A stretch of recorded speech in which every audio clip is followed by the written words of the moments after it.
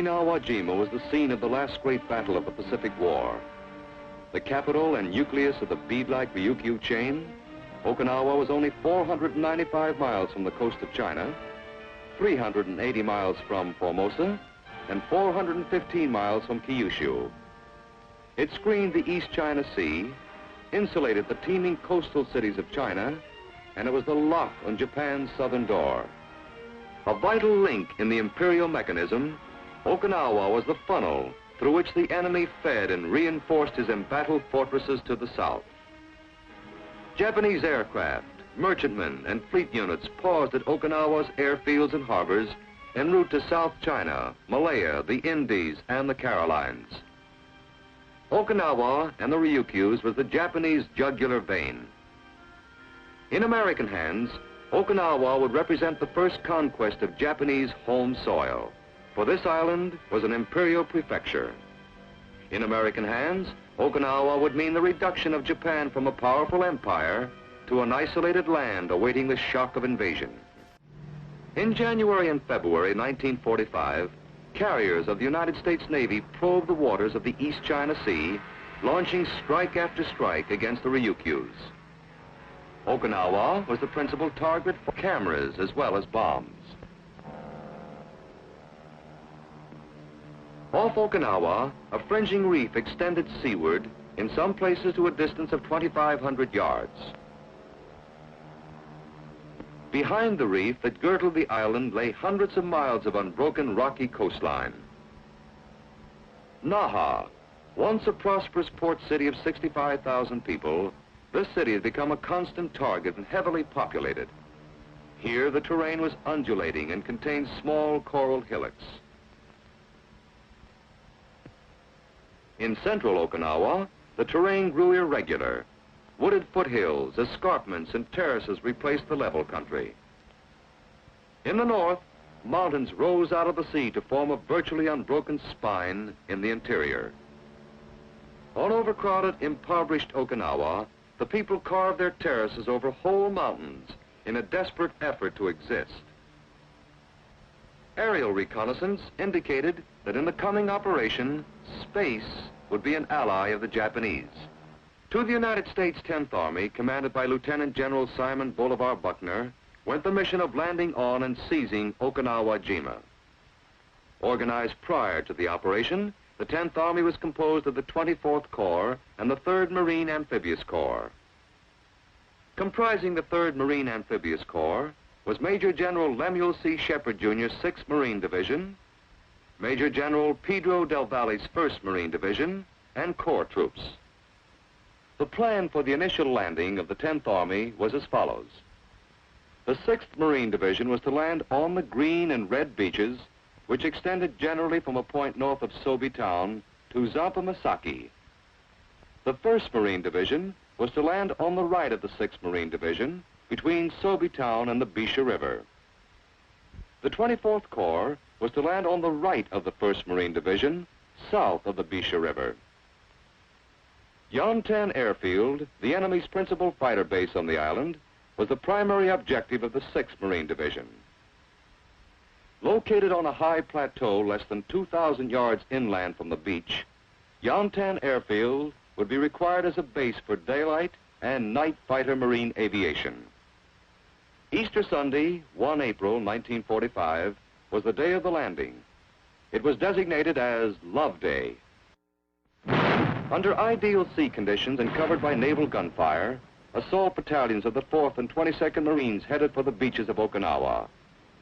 Veterans of Macon, Tulagi, Guadalcanal, New Georgia, Bougainville, Emera, Eniwetok, and Guam. These Marines had just completed months of extensive amphibious training in the Lower Solomons. While Colonel Merlin Schneider's 22nd Marines moved shoreward toward the green beaches, Colonel Alan Shapley's 4th Marines headed for the red beaches, from which they could directly assault Yontan Airfield. The beach at Okinawa was different. Landings were virtually unopposed, not only on the green and red beaches, but along the entire 10th Army front. Over the jagged coral and twisted casuarina stumps, troops moved inland, crouching low. Directly inland, the men found terraces which ascended toward a high plateau. Grotesque limestone tombs have been built into the hillsides by the ancestor-worshipping Okinawans. These were potential pillboxes. With a beachhead established, the attack developed. Advancing over a patchwork of sweet potato, soybean, and rice fields, the troops neared Yantan Airfield. Amtraks lent mobile support to the infantry.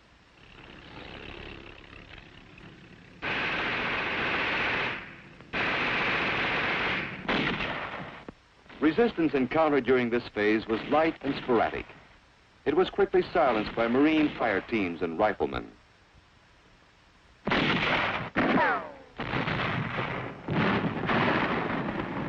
By noon of Love Day, Yantan Airfield had been secured by the 4th Marines. The big airdrome was found essentially intact.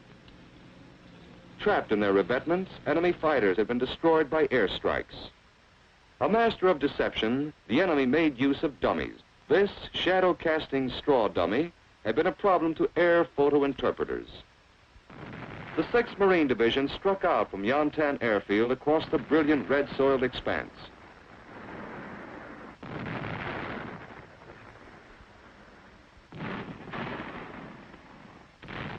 East of Yantan Airfield, contact was made with small enemy holding forces.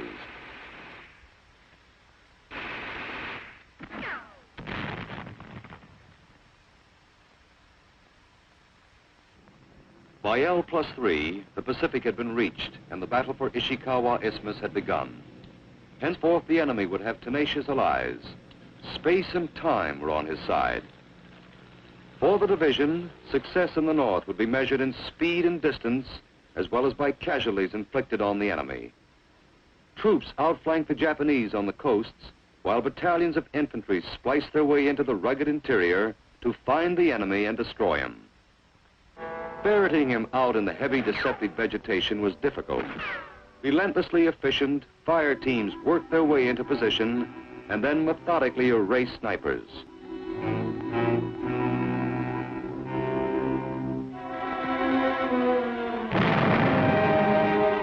Split-second timing made it possible to seal the enemy in his caves before he cut you down. In the mountains of Ishikawa Isthmus, these dramatic sequences were filmed.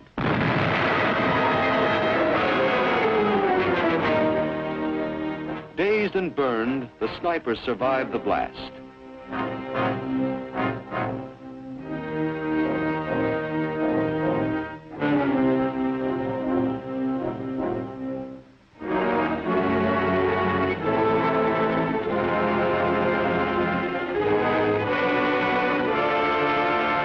While first aid was administered, the prisoner was interrogated.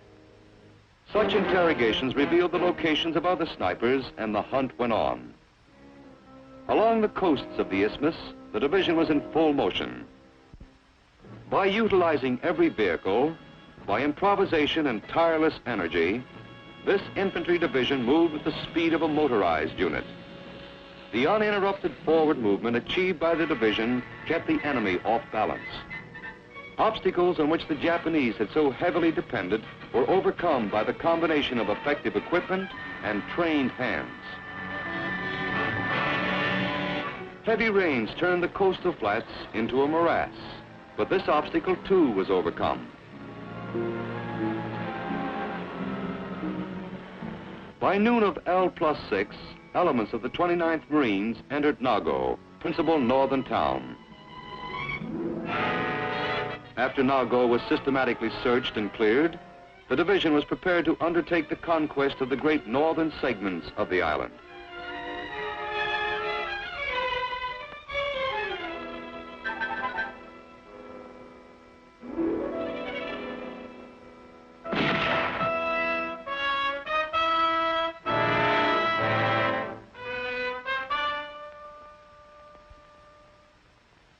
Back at the beach, the enemy is with a tide and the coral reef, and success was measured in gross tonnage moved from ship to shore.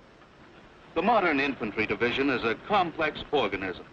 It requires gas as well as guts to move, and for this division averaging more than 5 miles per day over diverse and difficult terrain, the problem of supply was acute. Assisted by the 58th Seabees, the 6th Engineers had labored to make Yongtan Airfield operative. A Marine observation cub came in on L+2. This was the first American plane to land on Japanese home soil since the outbreak of war.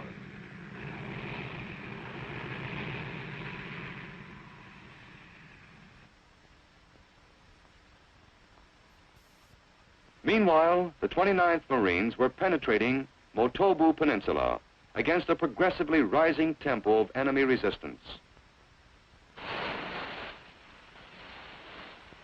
Simultaneously, the 22nd Marines crossed the colorful broad expanse of northern Okinawa.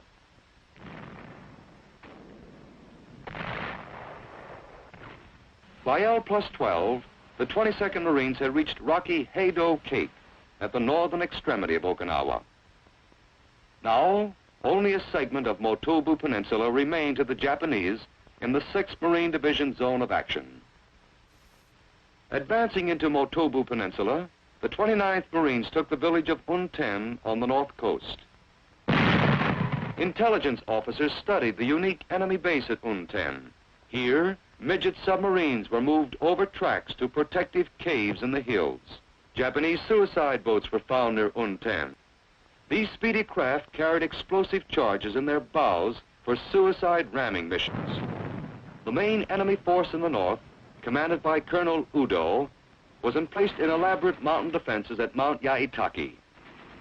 The 29th Marines drove in the enemy's outposts. Casualties mounted as the enemy lashed back with artillery and mortars to prevent encirclement. Artillery of the 15th Marines pounded the Yaitaki defenses, while the 29th Marines closed an iron ring around the enemy. Prior to the final assault, Colonel Alan Shapley took command in the Yaitaki sector. The colonel briefed the officers of his reinforced 4th Regiment. Plans for the assault were received and checked by platoon leaders and NCOs. Final orders were issued. 81-millimeter mortars commenced a barrage against located enemy mountain positions. In these pictures, more living Japanese have been caught than in any others taken during the Pacific War. With mortar shells lobbing into their midst, more than 50 of the enemy came out of their holes to take up alternate positions.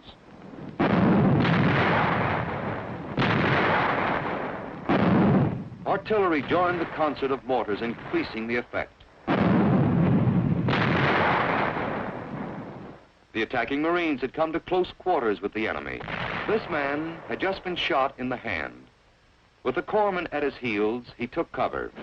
Pressure was brought to bear on the enemy at the base of the mountain. Then the assault commenced.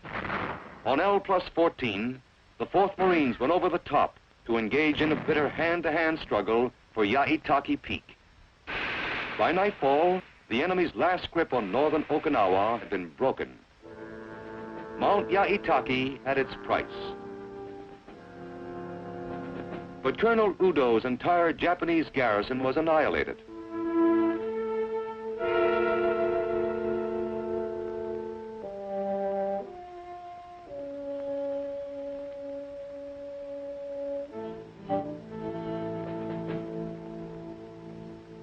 On the heels of the capture of Mount Yaitaki came the crushing news of President Roosevelt's death. A pall hung over Okinawa, as over every isolated segment of land or sea where Americans fought their global war. At a joint memorial service, fighting men of the 6th Marine Division paid tribute to their fighting leader. Like the buddies they had lost at Mount Yaitaki, he too had been a casualty. Mourned equally by men of all ranks, all creeds, all colors, Franklin Delano Roosevelt passed on. The faces of these mourners testify to the love which the departed president stirred in the hearts of his countrymen. The invading Marines brought more than fire and steel to Okinawa. They brought democracy. At Taira, an experiment was begun. A town council met under American guidance and proceeded to govern the people. Introduced to the democratic way of life, the Okinawan community flourished. Under Marine supervision, schools and medical facilities sprang up overnight. Working with the minimum of equipment, civil affairs personnel accomplished a miracle in northern Okinawa.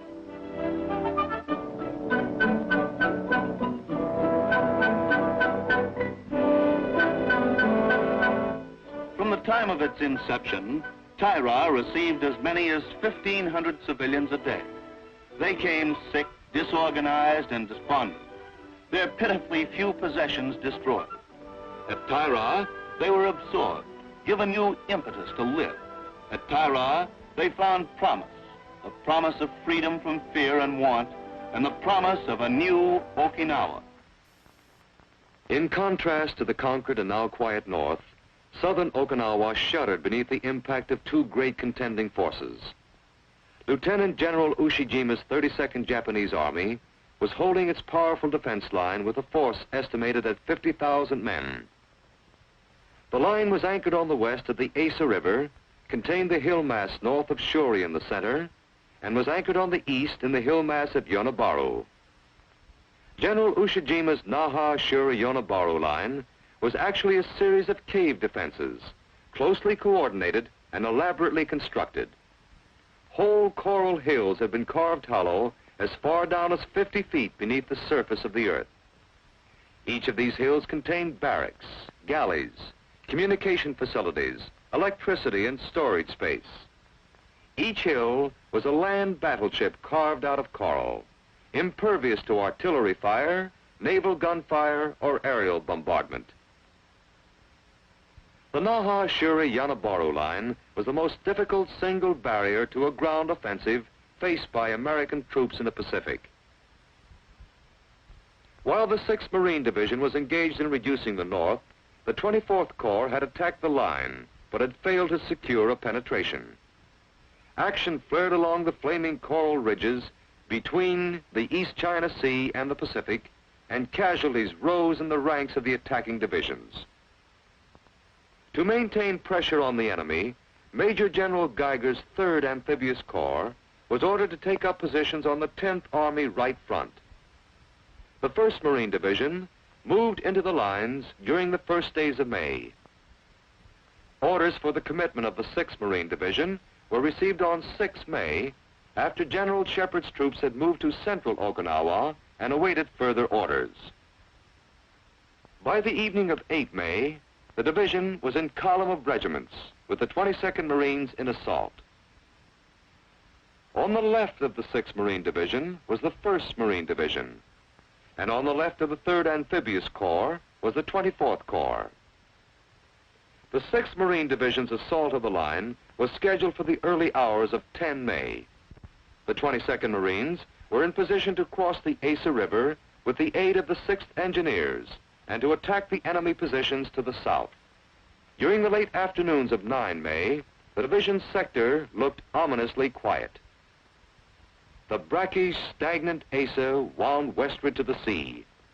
South of the river, the terrain ascended abruptly toward a high coral hill mass. Under professional eyes, the Naha Shuri Yonabaru line looked tough.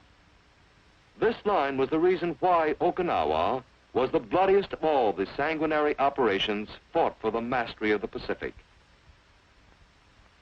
In the morning, the 22nd Marines would attack with 2 battalions abreast and their right flank on the sea.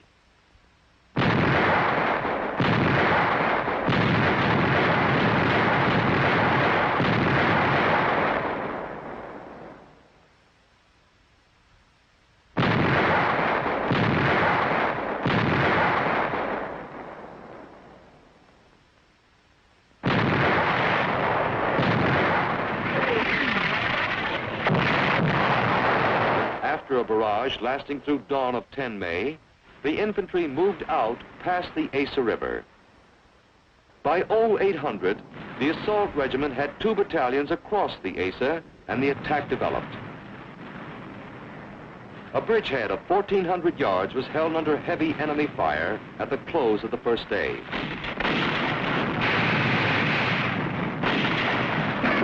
Tanks rolled over the Asa on 11 May. They used a Bailey bridge thrown up under fire during the night by the 6th Engineers. Joining the assault battalions, the tanks increased the pressure against the enemy. The battle mounted in intensity and casualties rose. Naval corpsmen, serving with the infantry, ignored the death in the air to tend the wounded. Tanks and infantry attacked the enemy's coral forts near the coast. While further to the east, the battlefield shuddered under the impact of contending artillery. Enemy tank hunter teams, mines, and artillery knocked our vehicles out of action.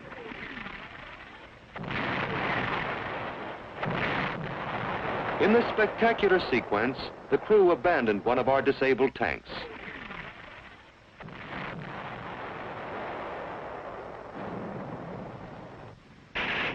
A rescue tank approached to tow it to safety. The crew returned, using the rescue vehicle for cover.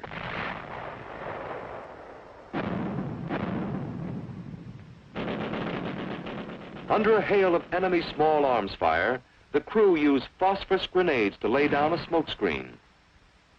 As the enemy strove to destroy both vehicles, the disabled tank moved off under its own power. In another corner of the battlefield, preparations were made to attack an enemy hill fortress. While tanks shelled the gun ports, infantry moved into position for an assault.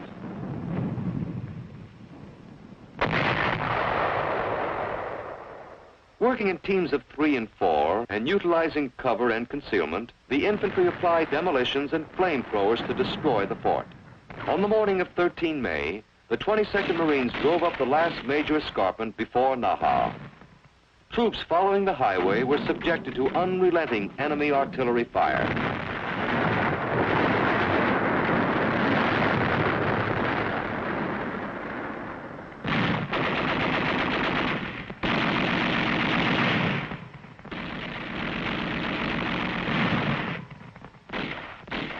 On 14 May, the last of the enemy were driven from the high ground. The camera caught them first. Then, one of our machine guns opened up.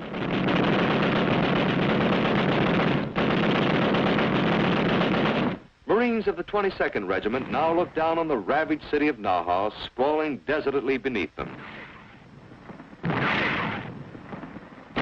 Artillery commenced to bombard the city, directed by observers manning our OPs.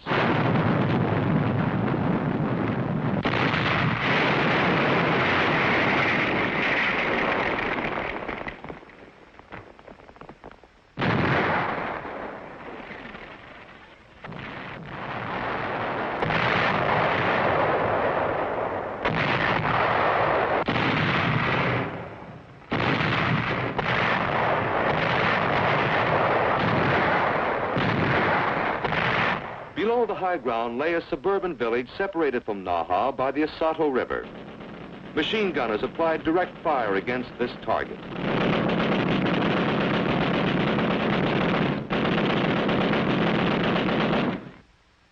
Infantry worked its way down the reverse slope among the tombs on the hillside.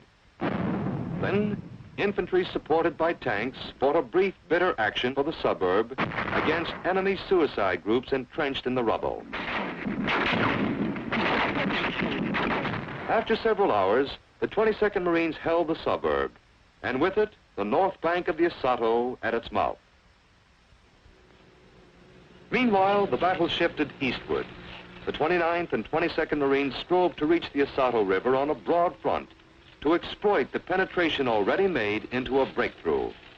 Troops utilized the cover of the railroad.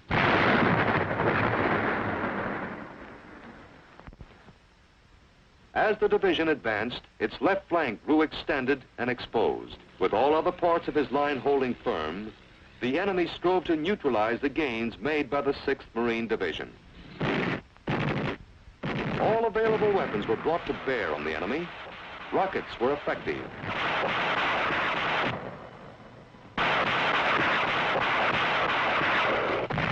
But the vulnerability of their carriers forced a hasty exit once their loads were discharged. Self-propelled artillery increased the weight of our firepower. In 4 days, the 22nd Marines had broken through at the Asa River and had reached the mouth of the Asato River. Before the Naha, Shuri, Yanabaru line could be broken, either by a wheeling movement toward Shuri or by a forward movement resulting in the outflanking of Shuri and the capture of Naha, it was necessary that the penetration be developed. Thus, the 22nd and 29th Marines, though menaced by an extended and vulnerable left flank, pressed forward to seize the north bank of the Asato. The enemy's resistance, abetted by his excellent observation and heavy volume of artillery fire from the Shuri Hill mass, made progress difficult. At Sugar Loaf Hill, the apex of a triangle formed by 3 small hills, the enemy was prepared to make a final stand in defense of his line. If he held Sugar Loaf, the penetration would have been cauterized. If he failed to hold Sugar Loaf, the line would be doomed, and the 32nd Japanese Army would be forced to withdraw further south, where it faced annihilation. Lieutenant General Buckner joined Major General Shepard to observe the 6th Marine Division zone of action. As these American field commanders studied an ugly mass of coral and volcanic ash called Sugar Loaf Hill, so did Japanese Generals Ushijima and Cho. Antagonist and protagonist agreed that Sugar Loaf Hill was the key on Okinawa Jima. Between 14 May and 19 May, the 22nd and 29th Marines fought the Battle of Sugar Loaf Hill. It was a battle unsurpassed in Marine Corps history for the strategic importance of its outcome, for its unrelenting bitterness, and for the lives it cost per foot of ground. The men rose out of the earth and moved toward the hill. They clambered over its barren sides as enemy rifle and machine gun fire swept about them. Carefully, they worked toward the summit. Over the rim of the summit were hundreds of the enemy entrenched in caves. Less than 20 yards separated these Marines from the Japanese.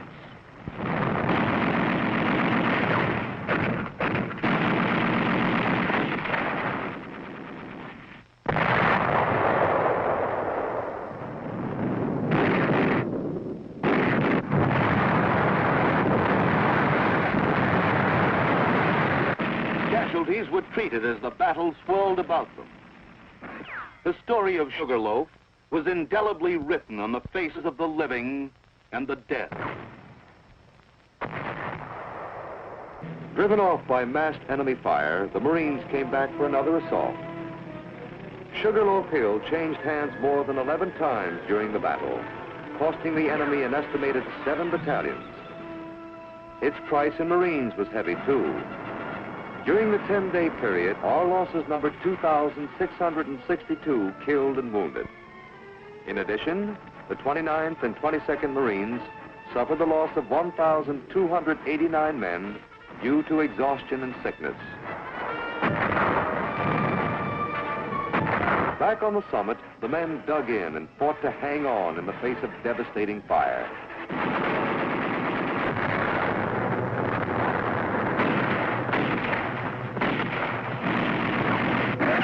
On 18 May, the 29th Marines stood on the hill once again. This time, they had come to stay. Rising to unbelievable heights of courage, they would not be dislodged.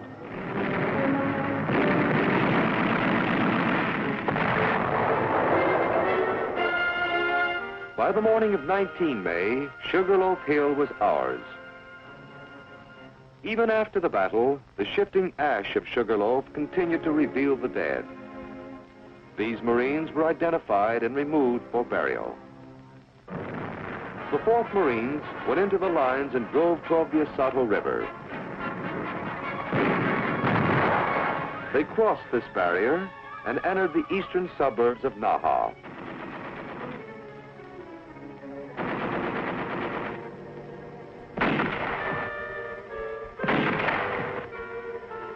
The people called it the Rain of the Plums, and it lasted 16 days and nights.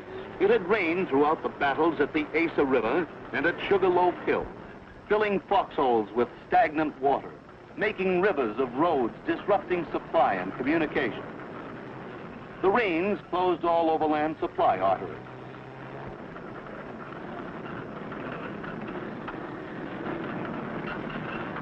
Amtraks were called into service to haul food, ammunition, and medical equipment over the reef fringing Okinawa's west coast. Having reached the north bank of the Asato in strength, the division was now able to enter Naha, the prize of the Ryukyus.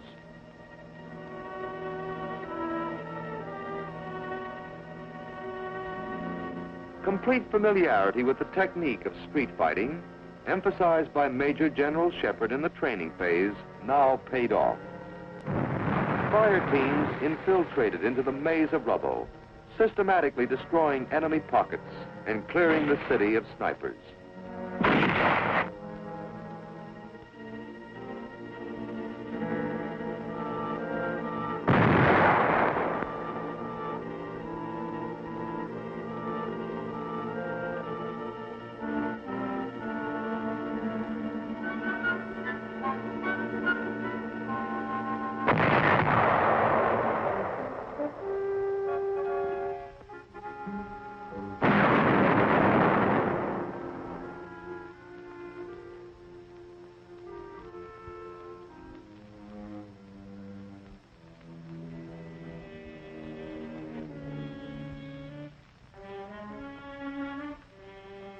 The veterans of the Solomons, the Marshalls, the Marianas, who composed the 6th Marine Division, had kept the image of the city before them for more than 25 days of intensive battle. Most of them had not seen a city since they left the Golden Gate, and Naha, with its population of 65,000, had been the brightest star on their horizon. But the city they found was a graveyard. Its people had vanished with its buildings. Nothing lived in this desert of stone. An occasional arch remained upright.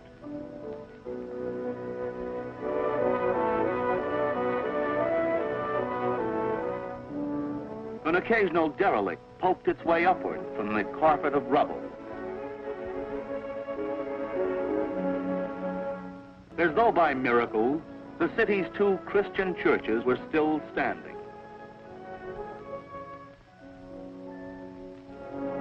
Only the front of Naha's movie theater was recognizable. Naha's antiquated rail yard were wrecked beyond repair. Bridges no longer spanned the Asato Canal. The 6th Marine Division did not pause and captured Naha. Troops poured through its streets and out into the countryside to the southeast, where contact with the retreating enemy was being maintained.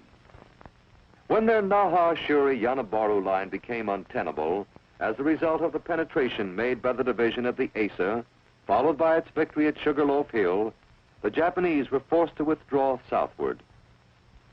Once out of his elaborate coral fortresses, the enemy was subjected to devastating artillery, air, and naval bombardment. Much of his equipment, personnel, and combat efficiency was lost on the roads during his withdrawal to the south. The Japanese formed a new line based at Yeju-Daki Plateau and Masato Ridge, where they were to make their last stand. General Ushijima decided, however, to maintain his garrison on Oruku Peninsula for the following reasons. 1, the enemy could deny us the use of Naha Harbor and Naha Airfield. The harbor was of particular value to the 10th Army because it meant shortened supply lines to the forces that would attack the Yeju-Daki-Masato line. 2, by holding Oruku Peninsula, the enemy could maintain a threat to the rear of 10th Army forces attacking the Yeju-Daki-Masato line. 3, because Oruku Peninsula was heavily fortified, the enemy assumed that weeks of sanguinary effort would be required to reduce it. And this was consistent with General Ushijima's avowed purpose of waging a battle of attrition on Okinawa. To the 6th Marine Division fell the mission of capturing Oruku Peninsula. The enemy watched the division advance toward the Kokuba River and girded himself for an attack from the east. Major General Shepard waited for the defenders of Oruku to dispose themselves on the east, and then, masking his intentions, followed a plan that undoubtedly saved hundreds of Marine lives and cost the enemy his strategic peninsula in less than 2 weeks. At dawn of 4 June, while the enemy awaited an attack from the east, the 4th Marines came ashore on the western beaches of Oruku Peninsula. Having capitalized on the maneuverability of his amphibious force and having achieved the element of surprise, General Shepherd found the Oruku beaches lightly defended.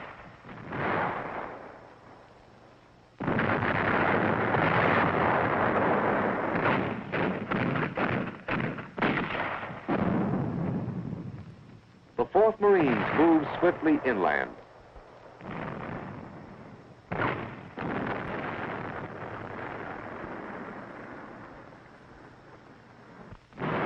As the light from the east grew brighter, supporting waves continued to come ashore to develop the beachhead.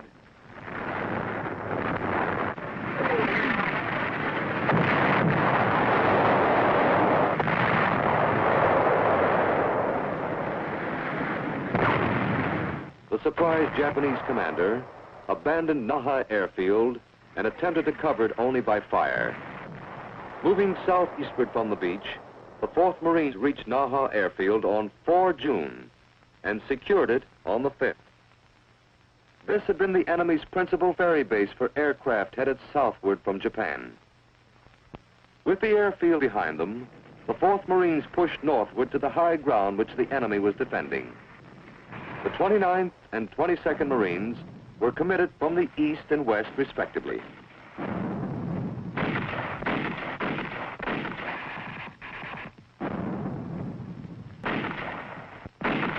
Thus, by a series of rapid maneuvers, the formidable enemy garrison was reduced to a pocket under attack from 3 directions. Again, the enemy was defending a series of coordinated cave positions. Each fortified hill was overrun and liquidated, and then an adjacent hill came under fire prior to assault. The enemy struck back. Armed with a surplus of weapons, he inflicted casualties.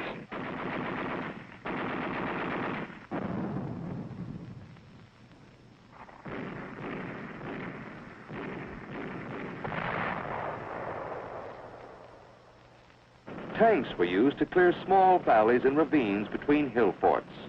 Troops moved quickly from hill to hill, for the low areas were covered by the enemy's automatic weapons. When an enemy hill was reached, the grim business of reducing each gun port and air vent by fire team action proceeded. Streams of fire poured into the ventilating system of a fort proved effective.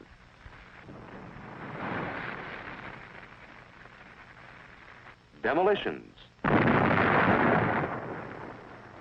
In the hands of experts, TNT was a powerful weapon. It blew in vents, caved in gun ports, sealed entrances and exits.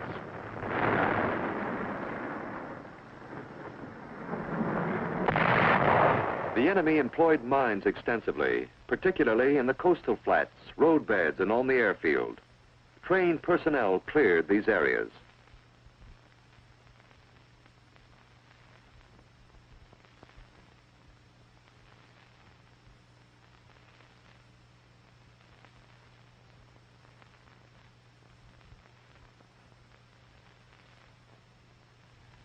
In addition to standard anti-personnel and anti-vehicular mines, the enemy used improvised tomato can mines. These were filled with picric acid and iron and steel fragments.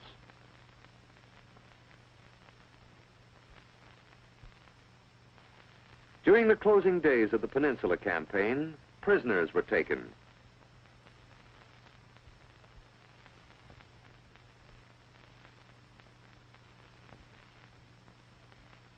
This Korean, taken from Admiral Ota's command post, had amputated a section of his own leg and managed to live. Driven from the high ground and trapped in the weeds, the enemy had 2 alternatives: to die or to surrender. The majority chose to die. But many surrendered, and in numbers that were, until that time, unprecedented in Pacific warfare. Victory at Oruku Peninsula meant the opening of the port of Naha. Dredging operations and reconstruction began immediately with the collapse of enemy resistance across the water. This Bailey Bridge was a monument to the labors of the 6th Engineer Battalion. It was the longest Bailey Bridge ever constructed by the Marine Corps. It spanned Naha Ko, linking Naha with Oruku Peninsula, and had been constructed under fire. The Battle of Okinawa went on. 10th Army divisions attacking the Yeju-Daki-Misato line were making limited progress. The 6th Marine Division moved into the lines opposite Misato Ridge. With the 22nd Marines in assault, the attack jumped off on 17 June. Misato Ridge was a jagged pile of coral. The enemy, scarcely perceptible, defended it from caves and crevices.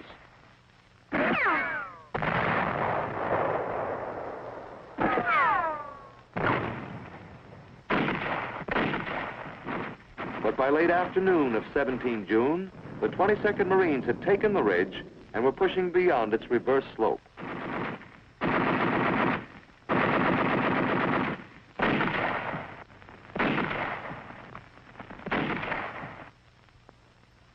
Kuwanga Ridge was the next hurdle. Now the Marines could smell the sea at the bottom of the island, the sea that spelled final victory on Okinawa. Behind a wall of fire, they pushed forward until they had crossed Kuwanga Ridge. The 4th and 29th Marines advanced across the last open field. Their lines moved relentlessly forward, pinning Japanese soldiers and Okinawan civilians against the sea.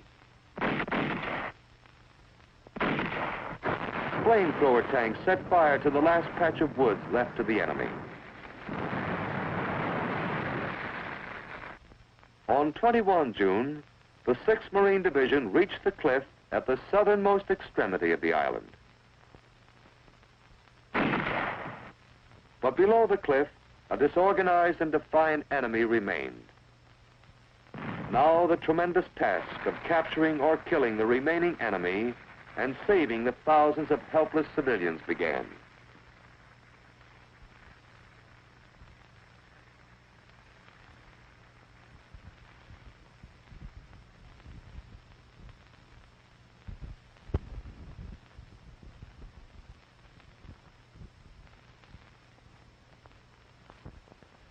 From this gargantuan cave, where they had taken refuge, the division evacuated more than 600 Okinawan civilians. Burned, starved, desperate people poured out of this cave at the bottom of the island after weeks of confinement. Most of them were too weak to walk. Most of them could not adjust their eyes to the sunlight after living in darkness.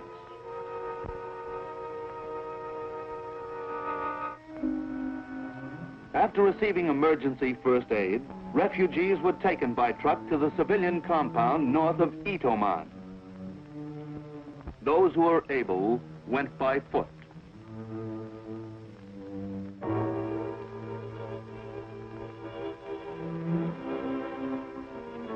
Every day, thousands of them poured into the civilian compound. The division handled 24,308 civilians on southern Okinawa alone. Each of them needed food and medical attention. Each of them needed to be screened and organized. Pitiful specters. This family typified the condition of the people. Medical personnel worked incessantly. There was little time for sentiment. There were not enough hours in the day to repair these broken people.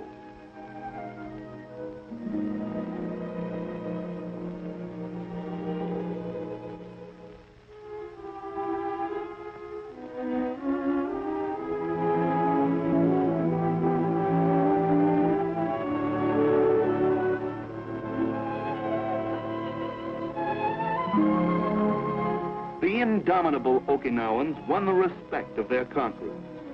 Stoically, they adjusted themselves to their terrible situation, helping themselves wherever possible. Not even the children cried.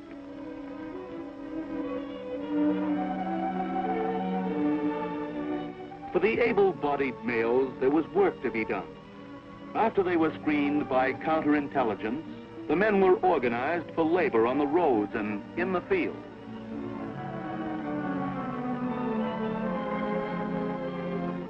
Equally as spectacular and more significant was the haul of Japanese prisoners taken simultaneously from the bottom of the island. Surrender leaflets fired into the enemy's lines by artillery, coupled with other propaganda warfare methods, brought unprecedented results. The 6th Marine Division took 3,254 prisoners on Okinawa, the largest number ever taken by a Marine Division in the Pacific War. The Okinawan people watched the miserable remnants of General Yoshijima's 32nd Army trot back to the prisoner of war stockade. The legend of Japanese invincibility was for them eternally broken. Docile and beaten, they climbed into trucks that bore them to the prisoner of war stockade near the division command post. Here they found plenty of silent, beaten company. Each man was searched by trained military police.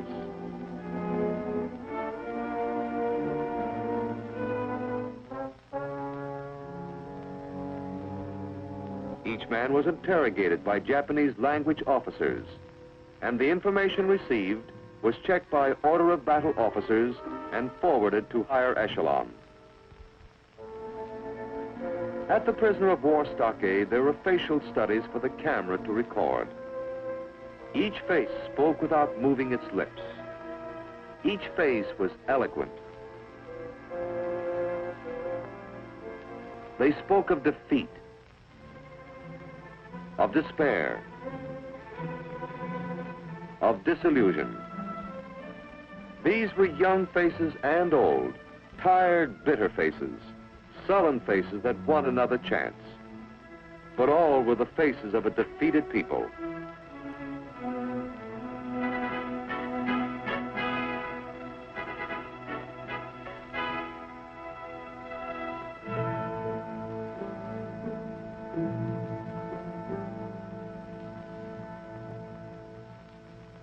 The 6th Marine Division raised the Stars and Stripes for the second time on Okinawa-jima. They had raised the flag over the north, now they raised it over the southernmost extremity of the strategic island. The 6th Marine Division left the best part of itself on Okinawa-jima, but with its heroic dead, it left a record worthy of them and of the United States Marine Corps. The 6th Marine Division captured more than 75% of the total area of Okinawa-jima. It captured the two principal airfields on the island. This division captured the city of Naha, largest ever taken by the United States Marine Corps, and the first city to be wrested from the Japanese Empire. This was the division victorious at Mount Yahitaki that won the critical battle of the operation at Sugar Loaf Hill. The 6th Marine Division killed 23,000 Japanese and captured more than 3,500, a record unsurpassed. The enemy called the 6th the Tiger Cub, called it the American division that could break up the battle for Okinawa. The enemy was right. The 6th Marine Division suffered 8,227 battle casualties on Okinawa-jima. 1,622 of these lie buried near the East China Sea. These were men who died on the fringe of the atomic age. These were men who had fought the enemy from the beginning, in the jungle and on the atolls of the broad Pacific, and who had died fighting him on his own soil. These were men who never doubted and never knew the outcome.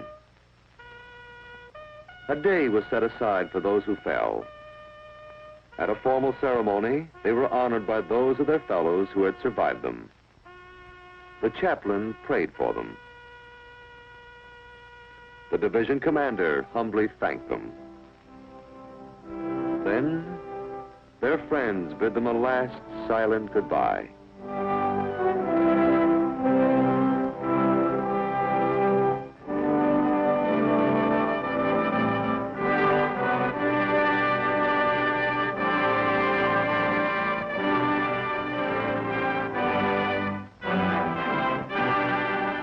Died for God and country.